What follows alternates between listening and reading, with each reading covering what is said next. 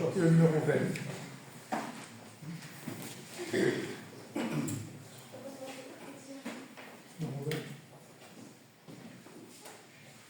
Pour chanter les louanges du Seigneur Tout-Puissant, j'unis au cœur des anges la voix d'un jeune enfant.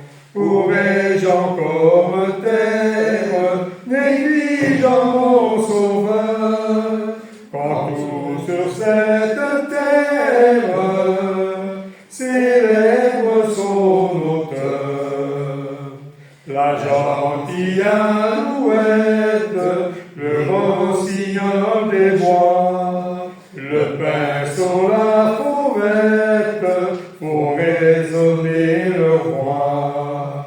À la saison nouvelle, j'aime le chant joyeux, la nature est si belle, je veux chanter comme eux.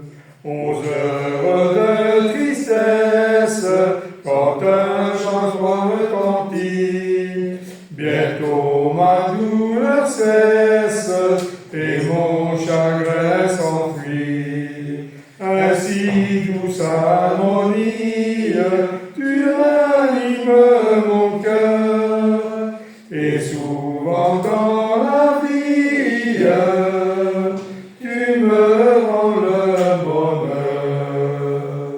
Avant la lecture, le 46.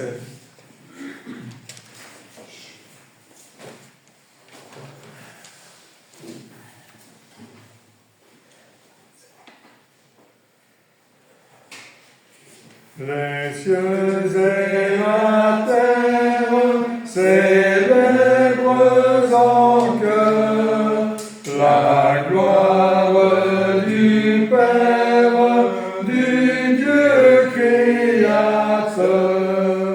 Il est redoutable dans sa majesté, il est admirable dans sa charité.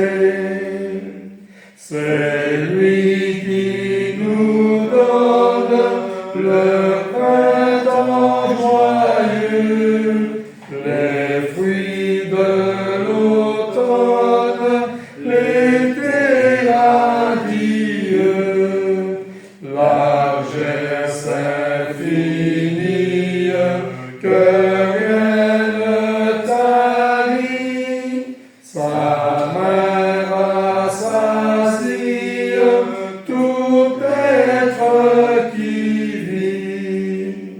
La vive lumière des cieux enflammés, l'ombre et le mystère des bois embaumés, le flot qui murmure, la fleur qui sourit, tout dans la nature nous parle de lui. Mais ô Dieu suprême, plus que tout est don, c'est ton amour même que nous adorons. Ô source éternelle de grâce et de paix, ton peuple fidèle te loue à jamais.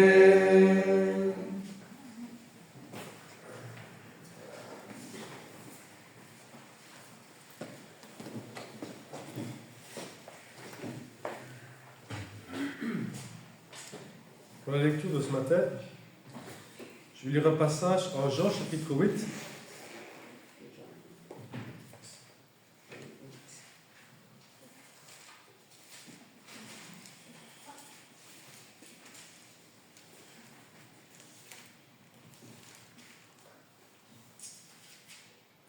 À partir du verset 12. 12 jusqu'au verset 29.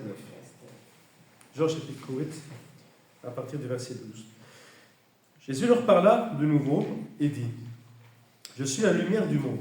Celui qui me suit ne marchera pas dans les ténèbres, mais il aura la lumière de la vie. » Là-dessus, les pharisiens lui disent, « Tu rends témoignage de toi-même. Ton témoignage n'est pas vrai. » Jésus leur répondit, « Quoique je rends témoignage de moi-même, mon témoignage est vrai, car je sais d'où je suis venu et où je vais. Mais vous, vous ne savez d'où je viens ni où je vais. Vous jugez selon la chair, moi je juge personne. Et si je juge, mon jugement est vrai, parce que je ne suis pas seul, mais le Père qui m'a envoyé est avec moi. Il est écrit dans votre loi que le témoignage de deux hommes est vrai. Je rends témoignage de moi-même, et le Père qui m'a envoyé rend témoignage de moi. » Et lui dirent donc, « Où est ton Père ?» Jésus répondit, « Vous ne connaissez ni moi ni mon Père. Si vous me connaissiez, vous connaîtriez aussi mon Père. » Jésus dit ces paroles, enseignant dans le temple, au lieu où était le trésor. Et personne ne le saisit, parce que son heure n'était pas encore venu. Jésus leur dit encore, « Je m'en vais, et vous me chercherez, et vous mourrez dans vos péchés. Vous ne pouvez venir où je vais. » C'est pourquoi les Juifs dirent, « Se tuera-t-il lui-même ?» Puisqu'il dit, « Vous ne pouvez venir où je vais. » Et il leur dit, « Vous êtes d'en bas, moi je suis d'en haut. Vous êtes de ce monde, moi je ne suis pas de ce monde. C'est pourquoi je vous ai dit que vous mourrez dans vos péchés. Car si vous ne croyez pas que je suis, vous mourrez dans vos péchés. » « Qui es-tu » lui dirent-ils. Jésus leur répondit, ce que je vous ai dit dès le commencement. J'ai beaucoup de choses à dire de vous et à juger au vous.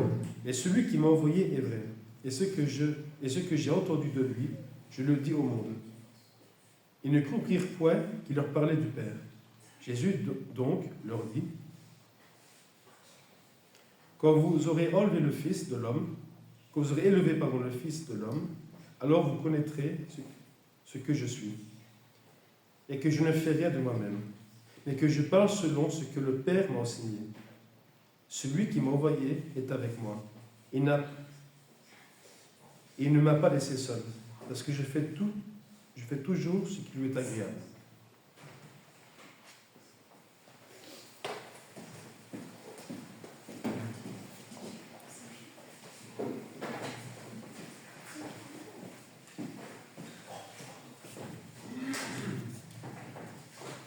Le 63.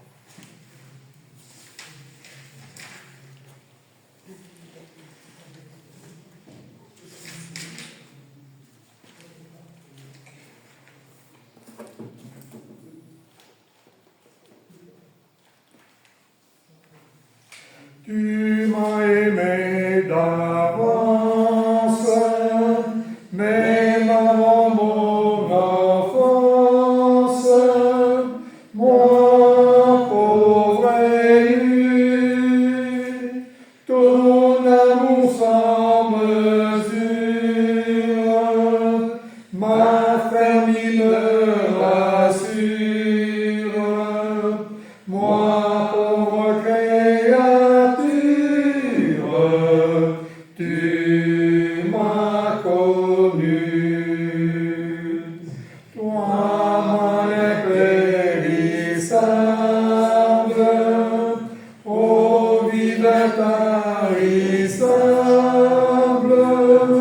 Père quotidien,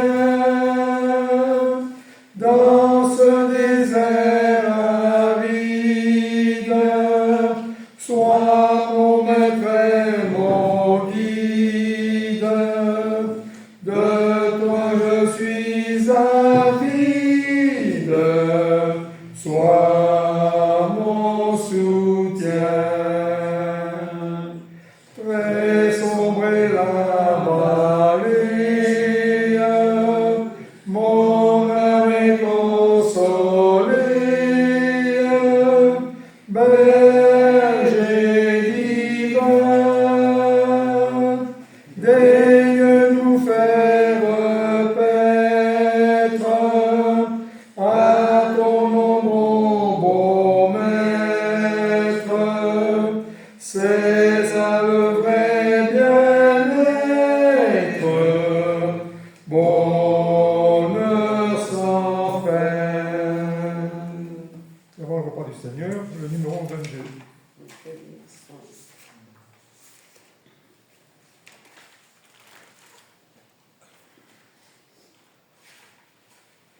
À Dieu soit la gloire par son grand amour. Dans mon âme noire s'est levé le jour. Jésus à ma place mourut sur la croix.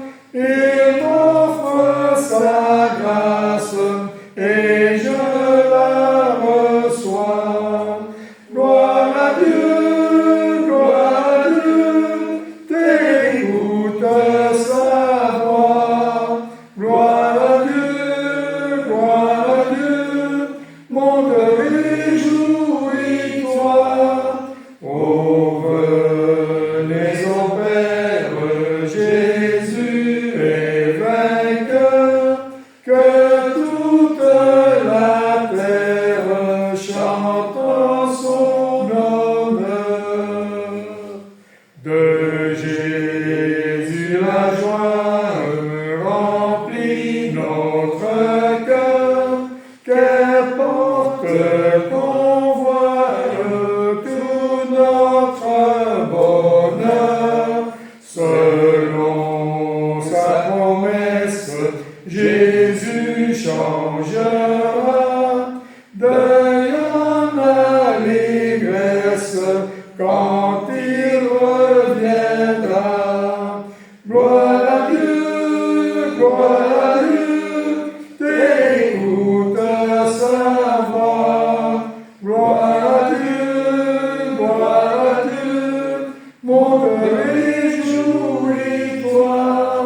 Oh, venez au Père, Jésus est vainqueur, que toute la terre chante en son honneur.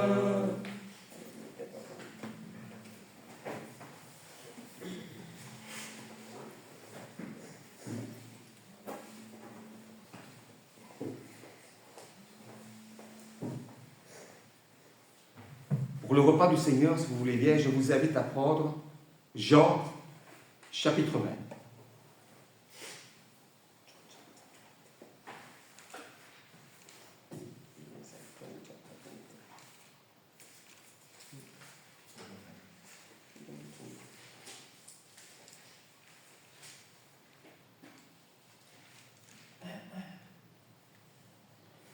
Le premier jour de la semaine, Marie de Magdala se rendit au sépulcre, dès le matin, comme il faisait encore obscur. Et elle vit que la pierre était ôtée du sépulcre. Elle courut vers Simon-Pierre et vers l'autre disciple que Jésus aimait, et leur dit, « Ils ont enlevé du sépulcre le Seigneur, et nous ne savons où ils l'ont mis. » Pierre et l'autre disciple sortirent et allèrent au sépulcre. Ils couraient tous deux ensemble. Mais l'autre disciple courut plus vite que Pierre et y arriva le premier au sépulcre. S'étant baissé, il vit les bandes qui étaient à terre. Cependant, il n'entra pas. Simon-Pierre, qui le suivait, arriva et entra dans le sépulcre. Il vit les bandes qui étaient à terre et le linge qu'on avait mis sur la tête de Jésus. Non pas avec les bandes, mais plié dans un lieu à part. Alors l'autre disciple qui est arrivé le premier au sépulcre entra aussi, et il vit et il crut, car il ne comprenait pas encore que, selon l'Écriture, Jésus devait ressusciter des morts, et les disciples s'en retournèrent chez eux. Cependant, Marie se tenait dehors près du sépulcre, et pleurait. Comme elle pleurait, elle se baissa pour regarder dans le sépulcre. Et elle vit 2 anges vêtus de blanc, assis à la place où avait été couché le corps de Jésus, l'un à la tête, l'autre aux pieds. Ils lui dirent, « Femme, pourquoi pleures-tu » Elle leur répondit, « Parce qu'ils ont enlevé mon Seigneur, et je ne sais pas où ils l'ont mis. » En disant cela, elle se retourna, et elle vit Jésus debout, mais elle ne savait pas que c'était Jésus. Jésus lui dit, « Femme, pourquoi pleures-tu? Qui cherches-tu » Elle, pensant que c'était le jardinier, lui dit, « Seigneur, si c'est toi qui l'as emporté, dis-moi où tu l'as mis, et je le prendrai. Jésus lui dit, Marie. Elle se retourna et lui dit en hébreu, Rabouni, c'est-à-dire maître. Jésus lui dit, ne me touche pas, car je ne suis pas encore monté vers mon Père. Mais va trouver mes frères et dis-leur que je monte vers mon Père et votre Père, vers mon Dieu et votre Dieu. Marie de Magdala, elle a annoncé aux disciples qu'elle avait vu le Seigneur et qu'il lui avait dit ces choses. Le soir de ce jour, qui était le premier jour de la semaine, les portes du lieu où se trouvaient les disciples étaient fermées, à cause de la crainte qu'ils avaient des Juifs. Jésus vint, se présenta au milieu d'eux, et il leur dit, « La paix soit avec vous. » Et quand il lui dit cela, il leur montra ses mains et son côté. Les disciples furent dans la joie en voyant le Seigneur. Jésus leur dit de nouveau, « La paix soit avec vous. Comme le Père m'a envoyé, moi aussi je vous ai envoyé. » Après ces paroles, il souffla sur eux et leur dit, « Recevez le Saint-Esprit. Ceux à qui vous pardonnerez les péchés, ils leur seront pardonnés. Et ceux à qui vous les retiendrez, ils leur seront retenus. » Thomas, appelé Didyme, l'un des 12, n'était pas avec eux lorsque Jésus vint. Les autres disciples lui dirent donc, « Nous avons vu le Seigneur. » Mais Thomas leur dit, « Si je ne vois pas ses mains, la marque des clous, et si je ne mets pas mon doigt dans la marque des clous, et si je ne mets pas ma main sur ce côté, je ne croirai point. » 8 jours après, les disciples de Jésus étaient de nouveau dans la maison, et Thomas se trouvait avec eux. Jésus vint, les portes étant fermées, se présenta au milieu d'eux, et dit, « La paix soit avec vous. » Puis il dit à Thomas, « Avance ici ton doigt et regarde mes mains. Avance aussi ta main et mets-la dans mon côté. Et ne sois pas incrédule, mais crois. » Thomas lui répondit, « Mon Seigneur, mon Dieu. » Jésus leur dit, « Parce que tu m'as vu, tu as cru. Heureux ceux qui n'ont pas vu et qui ont cru. » Jésus a fait encore en présence de ses disciples beaucoup d'autres miracles qui ne sont pas écrits dans ce livre. Mais les choses ont été écrites afin que vous croyiez que Jésus est le Christ et le Fils de Dieu, et qu'en croyant, vous ayez la vie en son nom.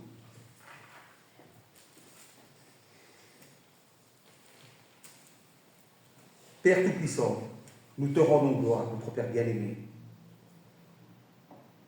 Notre Père, nous étions pas présents à ce moment-là, notre Père. Mais nous avons cette certitude, cet espoir que ce que ton Fils a fait, l'a fait pour nous. Il est venu dans ce monde, il s'est dépouillé, car il était auprès de toi. Il est venu dans ce monde afin de pouvoir nous regrouper tous ceux à qui leur appartiennent. Et nous te remercions, notre Père, bien-aimé, que nous faisons partie, nous, d'ici de l'Église de Liège, que nous faisons partie de ton Fils Jésus-Christ. Nous te remercions encore pour tout ce que tu nous apportes, notre Père bien-aimé, et nous te remercions encore le fait que tu as pu accorder ton Fils de venir ici afin de pouvoir remplir ton plan. Nous partageons ce pain, notre Père, comme il nous l'a demandé, qui représente son corps. Et c'est en son nom que nous te remercions. Amen. Amen.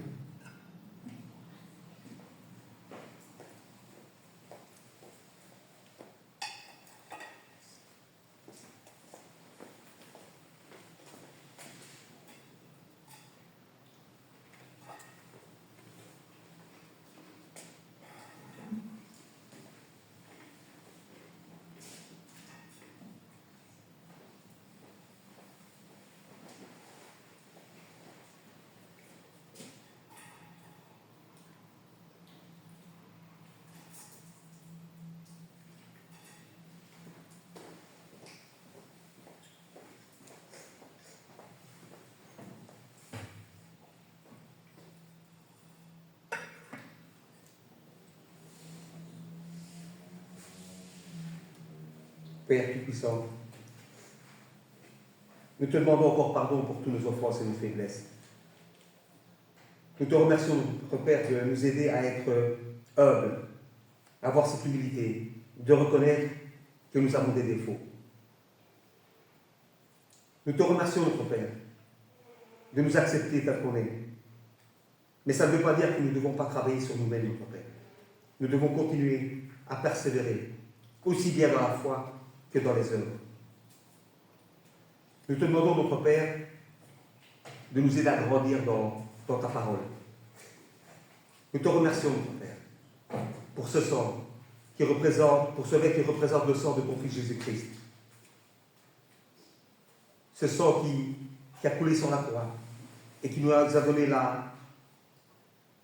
l'espoir d'être un jour auprès de toi avec ton Fils à ta droite. Merci pour tout, notre Père. Merci d'avoir passé de l'ancienne alliance à la nouvelle alliance par le sacrifice de ton Fils unique. Nous sommes ici, notre Père, afin de nous rappeler ce que ton Fils a fait pour nous.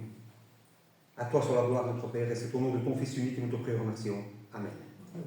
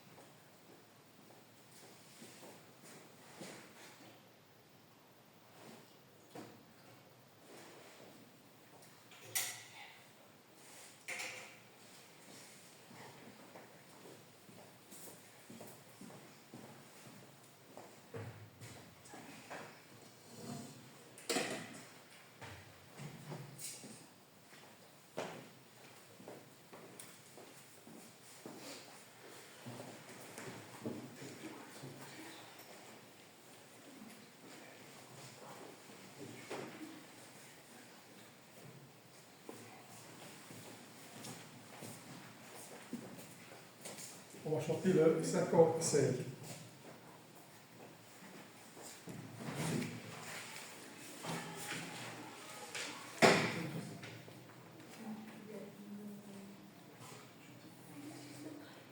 Ma richesse est ma gloire et ma félicité. Ô Jésus, c'est de croire que tu m'as racheté, rempli de confiance en toi, divin Sauveur. Je vis dans l'espérance et je marche sans peur. Rien d'autre le souillure, rien ne guérit le cœur, sinon les meurtrissures et le sang du Sauveur. Oui, Jésus seul nous lave de toute iniquité et procure à l'esclave l'heureuse liberté. Oh, que toute la terre apporte à ce Sauveur ses péchés, sa misère.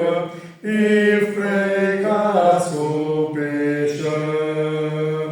Son amour insondable lui fit quitter le ciel pour donner aux coupables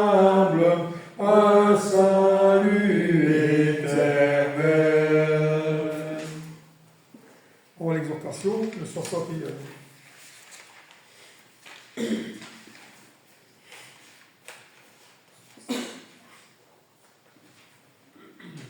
Toi qui donnes, qui pardonnes, je veux chanter ta grandeur. Sois mon maître, je veux être pour toujours ton serviteur. Je te loue et je t'acclame, Seigneur Jésus, tu te plais à fortifier mon âme dans la foi, l'amour, la paix. Je t'érige, à que dis-je, c'est toi qui construis en moi.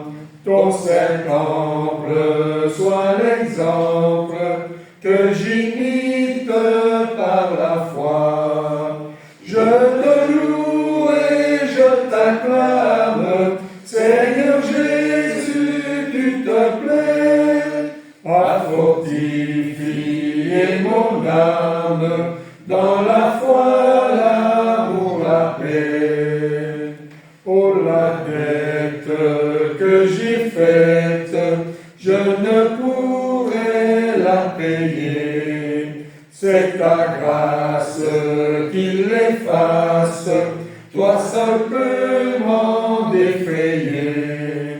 Je te loue et je t'acclame, Seigneur Jésus, tu te plais à fortifier mon âme dans la foi, l'amour, la paix.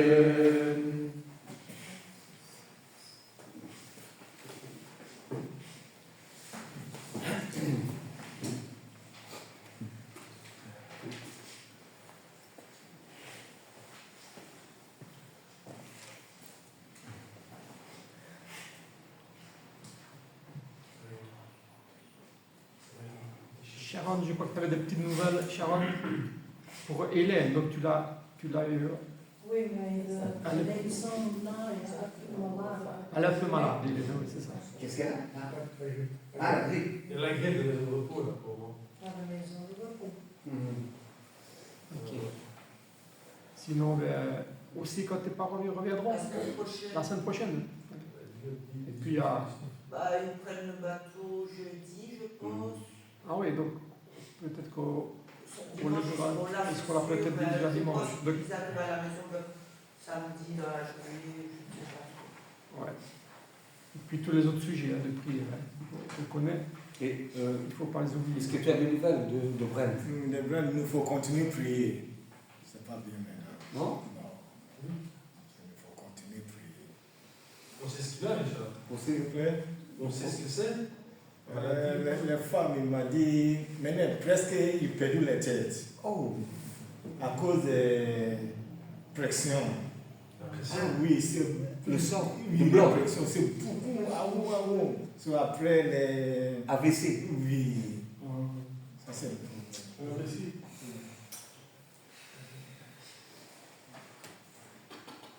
Ok. Donc tous ces sujets. Brent. C'est pas toi, Brent, spécial. Ok.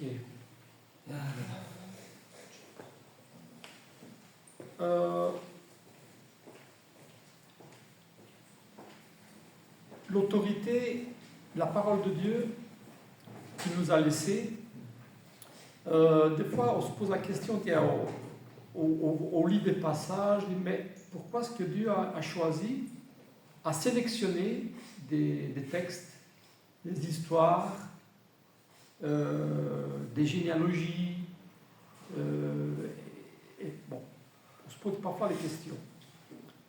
Et puis, en tout cas, pour le Nouveau Testament, et en particulier pour les évangiles, on a une réponse. C'est que dans l'avant-dernier chapitre de l'évangile de Jean, il dit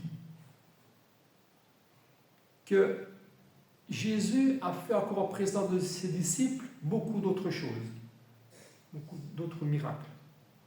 Mais ces choses ont été écrites afin que vous croyiez que Jésus est le Christ, et qu'en lui, vous ayez la vie éternelle. C'est ça le but. Afin que nous croyions, que le monde croit, après avoir lu l'évangile de Jean, mais en particulier, c'est l'évangile de ces gens qui parlent. Mais il dit la parole a été écrite afin que vous croyiez. On n'aurait pas pu tout mettre, dit-il, dans la parole. Sinon, parce qu'il a tellement fait de choses avec ses disciples. Et il a dit de choses. Mais Dieu a fait une sélection de textes apparemment. Et l'évangile de Jean a été écrit afin que vous croyiez qu'il est le Christ, que Jésus est le Christ, et qu'en lui vous ayez la vie éternelle. Donc ça veut dire que le but principal, final, c'est d'avoir la vie éternelle. Mais que cette vie éternelle, nous l'ayons par le moyen de croire que Jésus est le Christ. Voilà. C'est ça que ça veut dire. Afin que vous croyiez qu'il est le Christ et qu'en lui, vous ayez la vie éternelle. Donc tout ce qu'on dit depuis des années dans la parole de Dieu, je pense que c'est dans ce but-là. C'est la vie éternelle par la connaissance de Dieu, du plan rédempteur de Dieu. Et donc par son envoyé, Jésus-Christ, son Fils. Donc chaque fois qu'on lit un texte, parce que parfois, on se dit peut-être, c'est bizarre, c'est quoi la leçon de ces quelques versets, hein? C'est la question qu'il faut se poser. Après avoir lu un petit épisode, ça peut paraître banal, mais non. Tout a été écrit afin de nous enseigner le message de Dieu, de nous enseigner que finalement, on peut avoir la vie éternelle en Jésus-Christ. Et c'est vrai que dans l'Évangile, maintenant, avec cette idée-là, eh bien, on peut s'approcher de la compréhension de ce texte dans ce but-là. Donc, on lit le texte, un texte qu'on va lire par exemple. Ici, j'ai choisi Marc, chapitre 4, les versets 35 à 41. C'est une petite histoire qui parle d'une tempête apaisée. Tempête apaisée. Et c'est quoi la leçon pour moi? Eh bien, je pense qu'il y en a des leçons pour nous. Et donc, avec cette idée-là, on va essayer de lire ces quelques versets et puis se poser la question, qu'est-ce que ça peut vouloir dire pour vous et pour nous? Parce qu'il y a un motif, si elle est là. Si c'est 2, 4, 6, 7 ou 8 versets, sont là ont été sélectionnés par le Seigneur. Donc, Marc chapitre 4, verset 35. Un jour, ou ce même jour, donc c'est le même jour de ce qui précède, sur le soir, Jésus leur dit « Passons à l'autre bord ». Après avoir renvoyé la foule, ils l'emmenèrent dans la barque où il se trouvait. Il y avait aussi d'autres barques avec lui. Il s'éleva un grand tourbillon, et les flots se jetaient dans la barque, au point qu'elle se remplissait déjà. Et lui, il dormait à la poupe et sur le coussin. Ils le réveillèrent et lui dirent « Maître, ne t'inquiètes-tu pas de ce que nous mourrons ?» S'étant réveillé, il menaça le vent. Il dit à la mer « Silence, tais-toi !» Et le vent cessa. Il y eut un grand calme. Puis il leur dit « Pourquoi avez-vous eu peur ? Comment n'avez-vous pas point de foi, pardon. » Ils furent saisis d'une grande frayeur et ils se dirent les uns les autres « Quel est donc celui-ci à qui obéissent même le vent et la mer ?» Donc c'est bon. chacun peut en tirer un peu sa leçon, ses leçons, et par rapport à ce qu'on a dit précédemment. Personnellement, on peut l'appliquer à notre propre vie. Là, je vais un petit peu rentrer dans une explication que j'ai choisie par rapport à une leçon que j'ai choisie par rapport à ce texte. Par rapport à une tempête apaisée, on voit que ces personnes... Bon, on ne s'imagine pas très bien nous parce qu'on n'a pas vécu de telles choses, mais on sait que par des images, des films et tout ça, et par des personnes qui ont vécu dans des situations pareilles, que c'est vraiment... Ça sème la peur, quoi. Quand on voit des vagues, bon, mon frère était dans une marine marchande, c'est peut-être, je ne sais pas s'il a vu vraiment des moments de panique. Plus le bateau est grand, je suppose, moins c'est impressionnant, mais dans une petite barque, peut-être que c'est plus impressionnant, je ne sais pas. En tout cas, ils ont eu un moment de frayeur, comme on dit, hein, parce qu'ils étaient là pour traverser une petite distance, et puis il y a un tourbillon qui se lève et qui remplit la barque, et ils croient qu'ils vont mourir, ces personnes-là, ces disciples-là. Et ils voient le maître en qui ils se sont confiés, qui est en train de dormir à la poupe de la barque, sur un coussin, et dit, mais maître, ne vois-tu pas que nous périssons? Ne vois-tu pas que nous périssons? Et cette image de la mer, eh bien, j'ai choisi un petit passage dans l'Ancien Testament alors, qui peut être d'une prophétie par rapport à cette image-là, dans le psaume, je vais lire quelques versets, hein, dans le psaume 107. Et où il est dit, dans leur détresse, ils criaient l'Éternel, et il les délivra de leurs angoisses. Retenez ce mot angoisse, parce que là, peut-être ça nous concerne. Parce que qui n'a pas eu, ou n'a pas des angoisses, pour différentes raisons. Hein. Et puis, il est marqué, saisi de vertige, ils chancelaient comme un homme ivre, et toute leur habileté était anéantie. Dans leur détresse, ils crièrent à l'Éternel, et il les délivra de leurs angoisses. Il arrêta la tempête, ramena le calme, et les ondes se turent. Ils se réjouirent de ce qu'elles étaient apaisées. Et l'Éternel les conduisit à bon port. Ça nous fait... Voilà, lorsqu'on lit ce psaume 107 tout seul, on ne pense pas peut-être automatiquement à Marc chapitre 4 avec la tempête apaisée, mais tout est lié dans la parole de Dieu. Mais le but de tout ça, finalement, je me dis, eh bien, c'est que ça me concerne, et ça nous concerne. Parce que si on n'a pas été dans une petite barque avec une tempête, on a été angoissé, ou on a angoissé à un moment de notre vie. On a angoissé.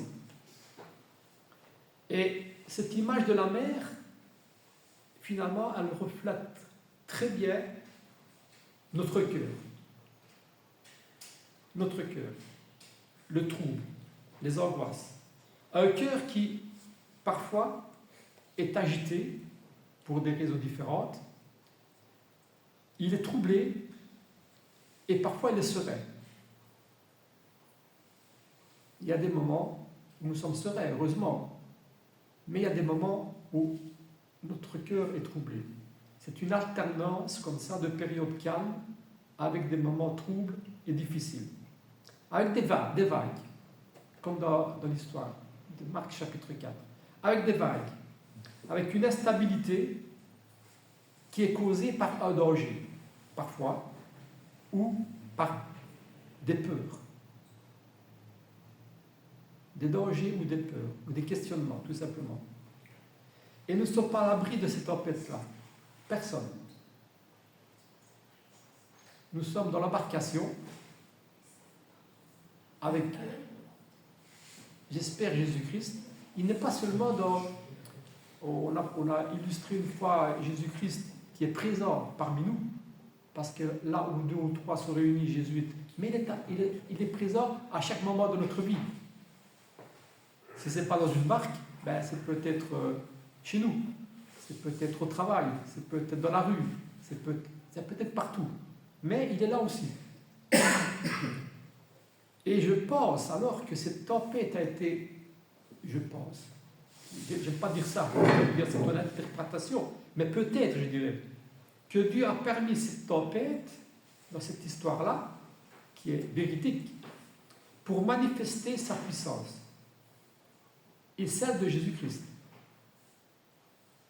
Et nous enseigner finalement que la paix, le calme et la sérénité ne viennent, en tout cas, est lié à notre foi. Parce que Jésus, voyant lorsqu'on le réveille pour dire « Ne vois-tu pas que nous périssons ?» Eh bien, il dit « Pourquoi avez-vous ainsi peur? Comment n'avez-vous pas de foi ?» Donc il dit ça à la foi. Et c'est la même chose pour nous. C'est la leçon peut-être, la raison pour laquelle ce texte se trouve là. C'est 7 ou 8 versets. C'est pour lire lorsque vous êtes troublés. Et je dirais, c'est normal d'être troublé, parce qu'on est humain. C'est normal d'avoir peur à certains moments, parce qu'on est humain. C'est normal de le déstabiliser, parce qu'on est humain. Mais elle est causée par le manque de foi. Elle est causée par, entre autres, je dirais, par le manque de foi. Si on avait une confiance parfaite, eh bien les disciples auraient fait comme Jésus, ils n'auraient pas été animés par cette angoisse et par cette peur. Parce qu'ils savaient que le Seigneur était là, avec eux, même dans ces moments difficiles.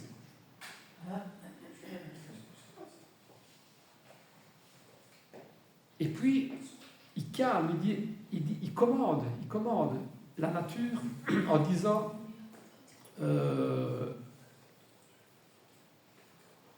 il y a un grand calme après que Jésus dit à la mer silence, tais-toi. Et le vent cessa. Il y eut un grand calme. Et puis il reproche ce manque de foi, et qui était la cause de leur angoisse et de leur peur.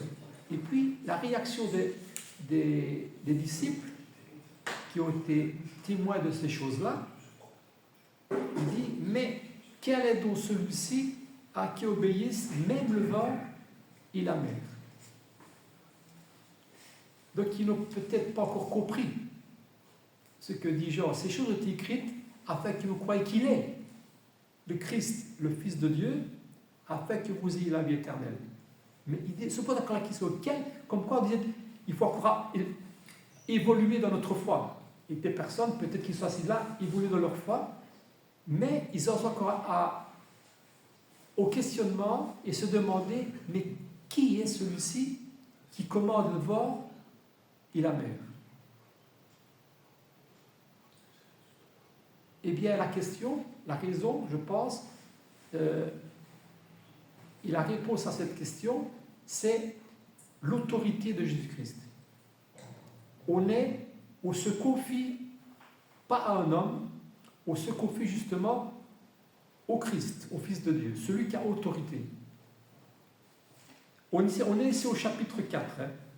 Mais si on tourne au chapitre 1, verset 22, on voit qu'au début, premier chapitre de Marc, on voit que Jésus est en train d'enseigner dans les synagogues, etc., etc. Et on voit que Jésus, au verset 21-22, entra dans la synagogue et il enseigna. Ce n'est pas nouveau que quelqu'un enseigne dans la synagogue. Mais la différence, c'est qu'ils étaient frappés par sa doctrine, car il enseignait comme ayant autorité, et non pas comme scribe. C'est ça qui faisait la différence. Oui, on a beaucoup parlé de la parole de Dieu, de la loi, des commandements de Dieu, mais celui-ci, il parle de manière particulière. Il parle avec autorité. Et c'est ce qui l'a amené jusqu'à la croix d'ailleurs.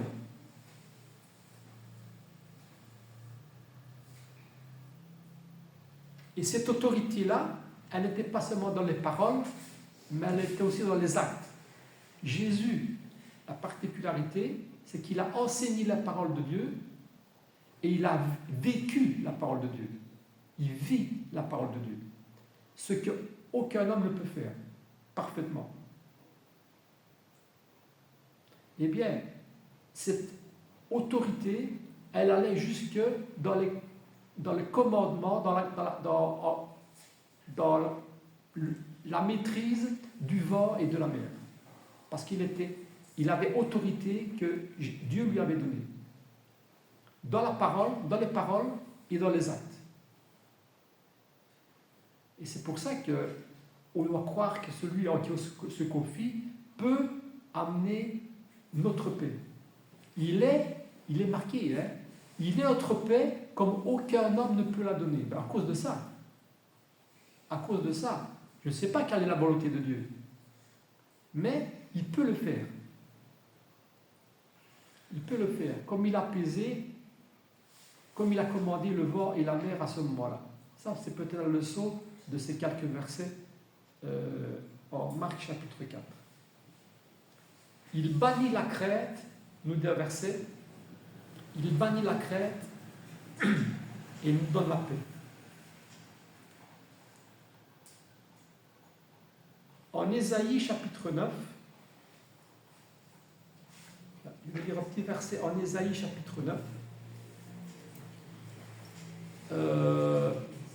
Lorsque les prophéties sont faites déjà dans l'Ancien Testament concernant ce prince de paix qui est Jésus-Christ, celui qui allait venir des siècles après, eh bien, il a dit ça, pour présenter, Ésaïe présente le Christ qui allait venir, le bébé qui allait venir, qui est naître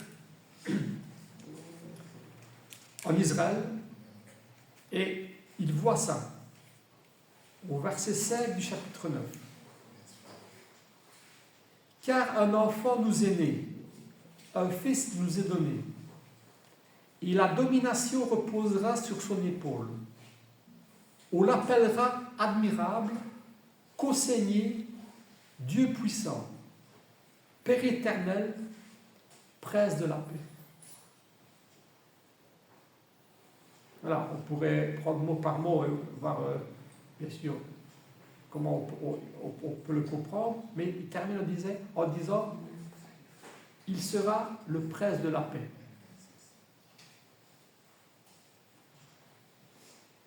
Le prince de la paix. Il y a le Dieu qui donne la paix, il y a le prince de la paix. Et ce prince de la paix, c'est ce Jésus-Christ, ce Christ qui a calmé le vent lors de cet épisode de la tempête apaisée.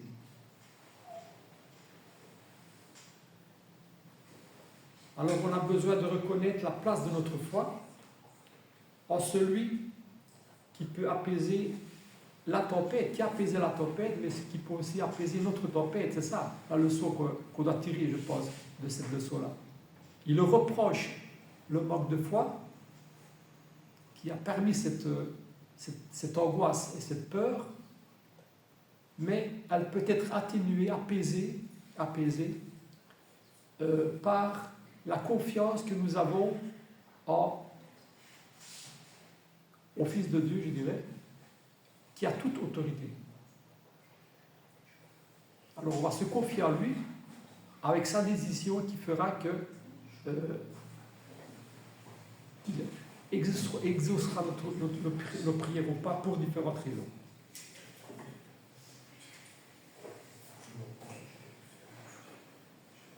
Il est le prince de la paix. Et c'est vrai que dans l'évangile de Jean, justement, au verset 14, au chapitre 14, pardon,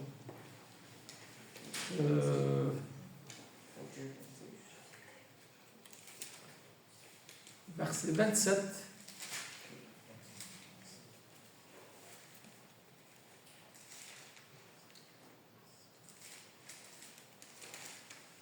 je vais lire même le verset 26 et 27. Il dit: je vous ai dit ces choses pendant que je demeure avec vous. Mais le Consolateur viendra, l'Esprit Saint, que le Père enverra en mon nom. Il vous enseignera toutes choses et vous rappellera tout ce que je vous ai dit. Je vous laisse la paix. Je vous donne ma paix. Je ne la donne pas comme le monde donne.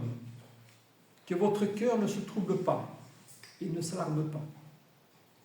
Ce sont de belles paroles qui disent que, ouais, c'est normal, on sera troublé à certains moments, il y aura des moments difficiles. C'est celui qui dit le contraire, je crois qu'il n'est pas sincère. Mais Dieu veut que son Fils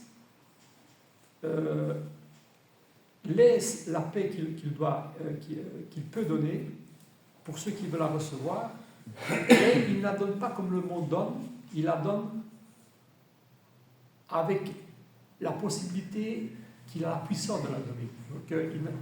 Donc ne vous troublez pas et ne vous alarmez pas, dit-il.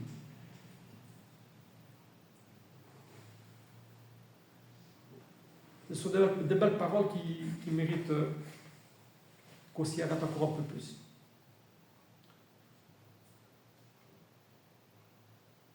Alors si,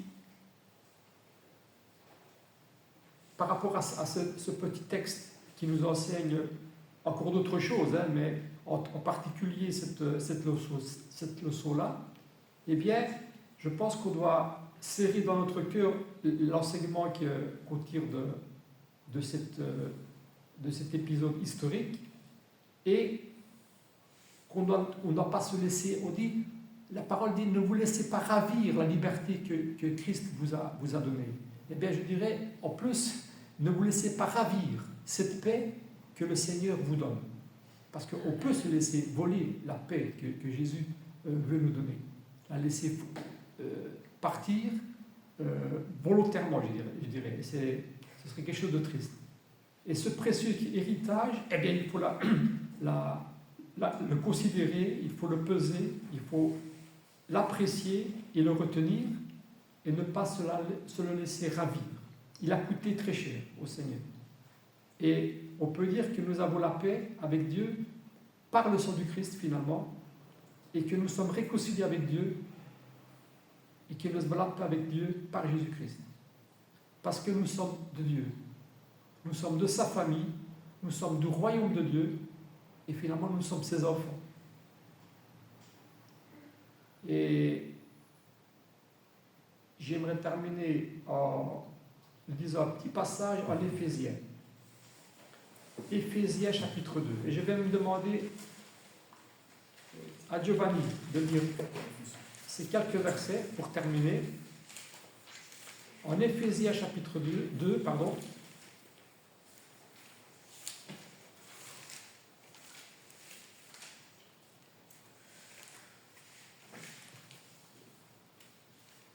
Si tu veux bien lire le verset.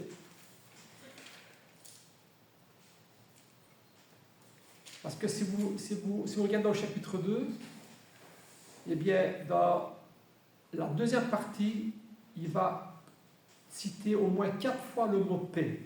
Donc, pour dire que même chez Paul, cette notion de paix était primordiale et importante. Et donc, je vais te demander de lire les versets 11 à 17. À 18, pardon. 18.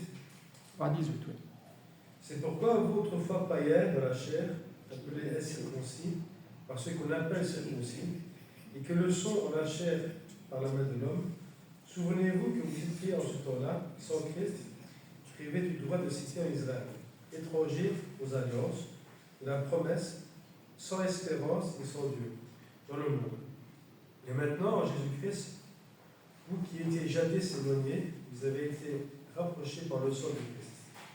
Car il est notre Père, lui qui déduit un cœur, et qui a renversé le mur de séparation, illimité, et a anéanti par sa chair la loi des ordonnances, par ses prescriptions, afin de créer en lui-même, avec les deux, un seul homme nouveau, en établissant la paix. Et de les réconcilier l'un et l'autre en un seul corps, avec Dieu par la croix, en détruisant par elle l'inimité. Il est venu annoncer la paix à vous qui étiez loin et la paix à ceux qui étaient près. Car par lui, nous avons les uns et les autres accès auprès du Père dans un même esprit. Merci.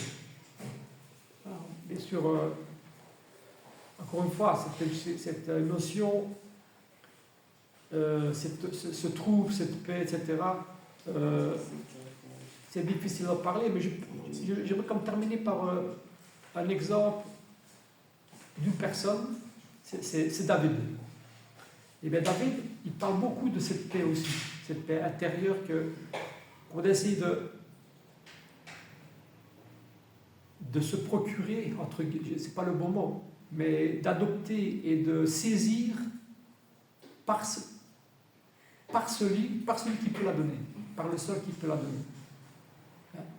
Et David, eh bien, il parle beaucoup de la paix intérieure, parce que lui aussi, il a été troublé. Lui aussi est passé par des moments difficiles et tout ça, mais c'est normal, encore une fois.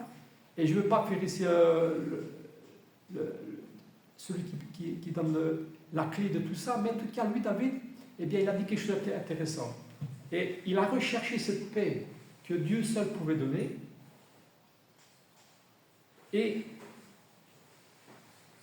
il chantait, il a écrit des cantiques aussi. Il chantait des cantiques dans cette vision-là. Et il disait que rien ne pouvait vraiment procurer le bonheur, la sécurité et la paix si ce n'est Dieu. Il a chanté beaucoup de cantiques dans ce sens-là. Et il a un verset, là ça va être le dernier verset que je vais lire, où il donne ce qui l'a permis de saisir cette paix que Dieu donne. Le résultat, plutôt, après avoir recherché la paix que seul Dieu peut donner, et sa foi en Dieu. Et il dit, c'est le psaume 4, verset 9. Il dit, je me couche, parce qu'on dit, voilà, on travaille 8 heures, on dort 8 heures, eh bien, le moment où on dort, c'est important.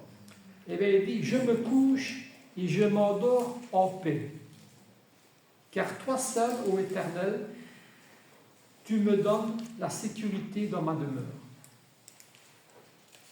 Il est arrivé à cette paix, David, qu'on a recherchée. C'est-à-dire que le trouble qui est causé par différentes causes, eh bien, il essayait de le guérir, de l'atténuer par sa foi en Dieu. Et comme sa foi était grande, eh bien, il pouvait dire, tant mieux pour lui, parce qu'on n'aime pas tous à ce stade-là. Mais David, malgré ta vie qui a été aussi avec des hauts et des bas, eh bien, tu peux dire maintenant, quand tu écris ce verset-là, je me couche et je dors. Parce que j'ai placé ma confiance en toi. C'est un beau verset. C'est le verset 9 du chapitre 4 des Psaumes. Alors, approchons-nous essayons de nous rapprocher de cette confiance qu'avait David par la prière et la demande à Dieu. Voilà, c'était une réflexion sur ce petit passage de la Bible. Paul aussi a connu ça. Paul ? Ah oui, mais tout le monde. Il a échoué. Tout le monde. Jonas, David, il a un autre psaume, il montre il trouve la peur et les angoisses qu'il avait avant qu'il se confie. Ah oui.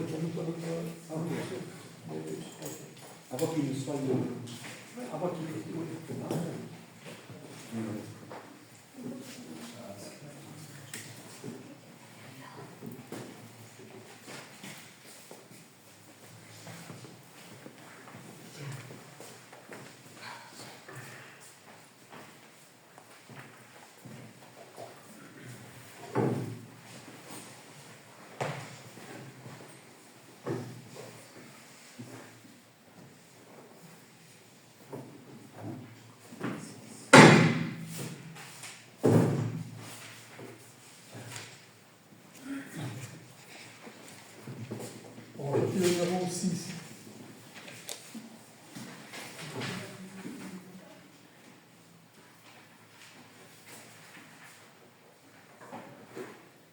Éternel Dieu, tu vois quand je me couche, quand je m'assieds ou marche, tu le sais.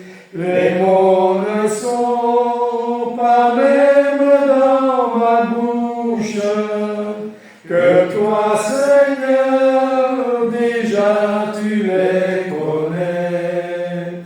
Les mots ne sont pas même dans ma bouche, que toi, Seigneur, déjà tu les connais. Où puis-je fuir loin de sa sainte face? Il est au ciel comme mon sombre séjour. Si je lisais dans la nuit, je m'efface. Autour de moi, la nuit deviendrait jour. Si je disais dans la nuit, je m'efface. Autour de moi, la nuit deviendrait jour. Tu m'as tissé dans le sein de ma mère et m'as donné ce corps si merveilleux. Quand je n'étais qu'une informe poussière, mes jours étaient fixés devant tes yeux. Quand je n'étais qu'une informe poussière, mes jours étaient fixés devant tes yeux. Je sais qu'il n'est d'action que Dieu ne voie. Viens me sonder, oh Dieu connaît mon cœur. Ramène-moi sur l'éternelle voie. Lorsque je suis le chemin de l'erreur, ramène-moi sur l'éternelle voie. Lorsque je suis le chemin de l'erreur. On va prier le numéro 5.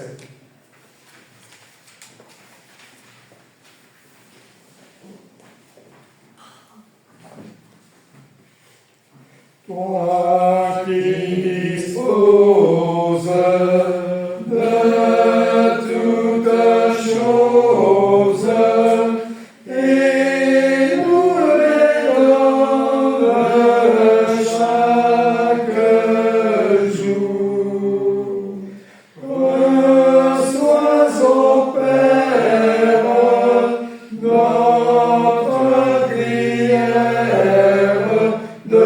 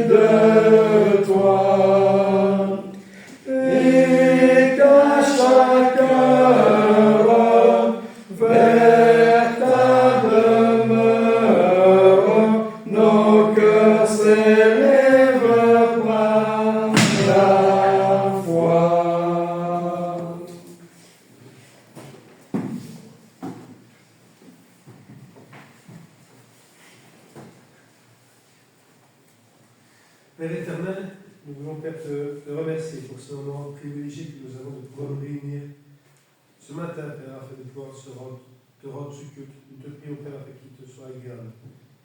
Nous demandons aussi, Père, eh bien, que nous puissions remettre entre tes mains l'Assemblée de Liège, avec tous ses membres, avec toutes ses familles, tous ceux et celles qui sont malades, découragés, toutes ces personnes qui te réclament, Père. Car il y a des peurs, il y a des craintes, il y a des angoisses. Nous te prions, Père, afin que nous puissions tout remettre entre tes mains. Nous te prions, Père, afin que nous savons car tu es un Dieu qui écoute nos prières, qui les entend, et qui agit, Père, et tu sais quand il faut agir. Que nous puissions, Père, être plus patients, avec au même temps de la patience, de la sagesse, de l'assurance, de la confiance en nous, Père, afin que nous puissions tout entreprendre avec assurance. Un exemple, Père, de tous ces personnages que nous connaissons dans ta parole, Père, à ton Fils Jésus-Christ, Père, qui avait une assurance totale en toi et qui savait où il allait. Il savait pourquoi. Il savait, Père, ce qu'il attendait. Et c'est pour ça, Père, que nous avons aussi également cette espérance-là. Et que nous puissions, Père, eh bien, prendre connaissance de ta parole, cette vérité, Seigneur. Et que nous puissions en faire notre priorité chaque jour que tu fais, Père. Afin que nous puissions changer. Merci encore une fois de plus pour ton amour insolable, car toutes choses sont arrivées, Père, car tu l'as voulu. Par le moyen de ton Fils Jésus-Christ, Seigneur. Nous voulons encore une fois te prier et te remercier. Pensons aussi à ceux Père, qui sont dans le monde, qui sont dans la pauvreté, toutes ces personnes qui sont malades, toutes ces personnes qui sont en train de guerre, toutes ces personnes vulnérables, que par où ils sont, Père, et tu les connais. Et nous voulons penser aussi à eux, Père. Nous ne savons pas le jour où tu viendras, que ce sera le dernier jour, Père, mais nous voulons être prêts.